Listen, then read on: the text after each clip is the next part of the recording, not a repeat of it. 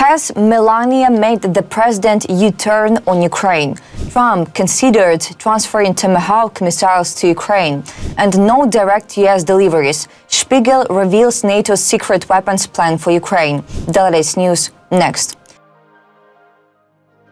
President Donald Trump says his wife, First Lady Melania Trump, has emphasized to him privately that Russian dictator Vladimir Putin's continued attacks on Ukraine contradict the rosy picture the Russian leader often presents in phone calls with her husband. While discussing new actions and threats aimed at pressuring Moscow to agree to a ceasefire deal, Trump twice on July 14th referenced remarks that Melania Trump, who tends to keep a low profile, has made to him in private about Russia's attack. I go home. I tell the First Lady, you know, I spoke to Vladimir today.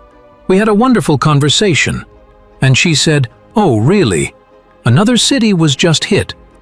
Trump said this during a meeting with NATO Secretary General Mark Rutte in the Oval Office. About an hour later, Trump told a similar story at a luncheon with the White House Faith Office as he recounted the numerous times he thought a Russia-Ukraine peace deal was imminent. I'd get home, I'd say, First Lady, I had the most wonderful talk with Vladimir.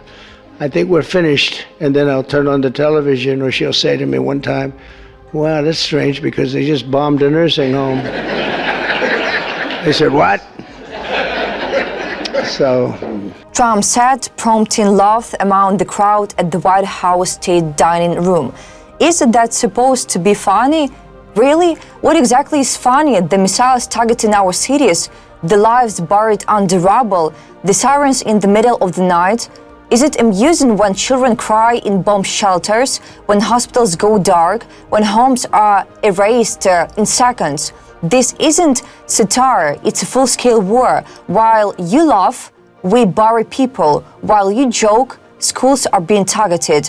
There is no punchline when blood is real and silence means death. So tell us, is the suffering of a nation something to laugh at? Or is this the moment to choose humanity over hypocrisy?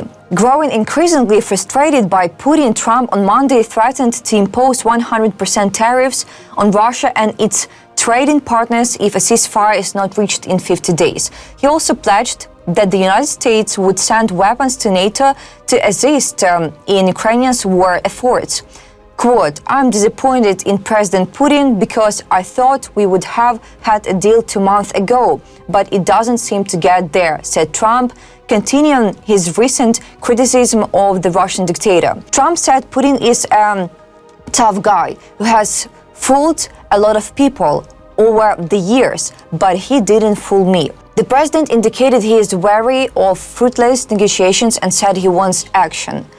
I want action, Trump says, then gives Putin 50 days. 50 days for more missiles to fly. 50 days for more funerals, more blood in the streets of Ukraine. 50 days to destroy what's still standing, while the free world waits again. He says Putin didn't fool him, but what do you call it when you hand a war criminal a countdown instead of a consequence? Is that strength or surrender in disguise? Every Ukrainian understands this. When democracy gives a dictator time, he turns it into terror. He reloads, he regroups, he kills, and when the deadline finally comes, it's already too late for the ones who died awaiting. Trump says he's tired of negotiations, so are we. Tired of handshakes with hands soaked in blood? Tired of Western leaders speaking in timelines while we speak in names of the dead?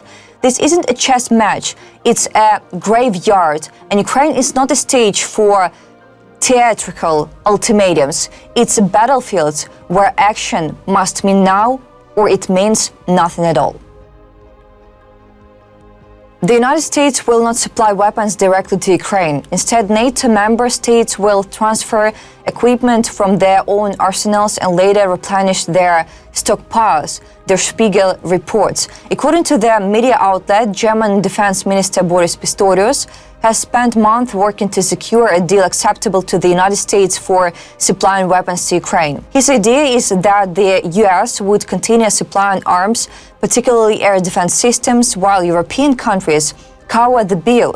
According to Spiegel, Pistorius first mentioned the idea during a phone call with U.S. Defense Secretary Pete Hegseth at the end of April. He asked what it would look like if Germany bought 2 Patriot air defense systems from the U.S. and delivered them directly to Ukraine. At first, there was no response, but since then, Pistorius has repeatedly brought up the topic at the NATO defense ministers meeting in Brussels, the NATO summit in The Hague, and during his first visit to the Pentagon on July 14th. On the same day, US President Donald Trump abruptly shifted his rhetoric, announcing that several countries in possession of US-made Patriot systems would transfer them to Ukraine and later replenish them. Trump said the systems could be deployed very quickly. Following his meeting with Hegseth, Pistorius stated that they discussed the transfer of 2 Patriot systems and possible additional ways to support Ukraine with air defense capabilities. According to the report, the most favorable solution for Germany would be supplying the systems either directly from US arsenals or via defense contractors. However, while in Washington, Pistorius also made it clear that Berlin is open to another option, having the Bundeswehr transfer systems to Ukraine, which could later be replaced by deliveries from the US. According to the report, the German defense minister is also continuing an initiative he launched last year, collecting funds from Ukrainians' international partners to procure air defense systems. NATO Secretary General Mark Rutte confirmed that Finland, Canada, Sweden, the United Kingdom and Denmark are planning to join the effort. Weapons for Ukraine. US President Donald Trump recently changed his position on military aid for Ukraine. Earlier, he stated that the US would send Patriot systems to Ukraine and the European countries would cover the coast. During a meeting with NATO Secretary General Mark Rutte on July 14th, Trump announced the transfer of 17 Patriot systems to Ukraine, saying they could be deployed rapidly. Rutte later confirmed that Trump had promised to provide Ukraine with weapons worth billions of dollars. According to media reports, Trump is also considering transferring JASM and even Tomahawk cruise missiles to Ukraine, systems capable of striking Russia's Moscow and St. Petersburg. President Donald Trump is considering sending Tomahawk cruise missiles to Ukraine. A decision may come later, Washington Post journalist David Ignatius reports. Trump has threatened to impose severe tariffs on Russia if it doesn't agree to peace within 50 days. The US leader also promised to provide Patriot missiles, air defense systems and artillery. This would be sold to NATO countries, which would then transfer them to Ukraine. The total military aid package amounts to $10 billion, according to a source familiar with the deal, cited by the journalist. Trump did not mention that the military aid might also include authorization to use new, powerful offensive weapons. A source involved in the decision-making said this will likely include permission to use 18 long-range ATACMS missiles currently in Ukraine at their full range of 300 kilometers. These missiles won't reach Moscow or St. Petersburg, but they could strike military bases, airfields, and supply depots deep inside Russia that are currently out of reach. The package may also include additional ATACMS missiles. Trump also considered sending Tomahawk cruise missiles, the same weapons that were launched at Iranian targets last month.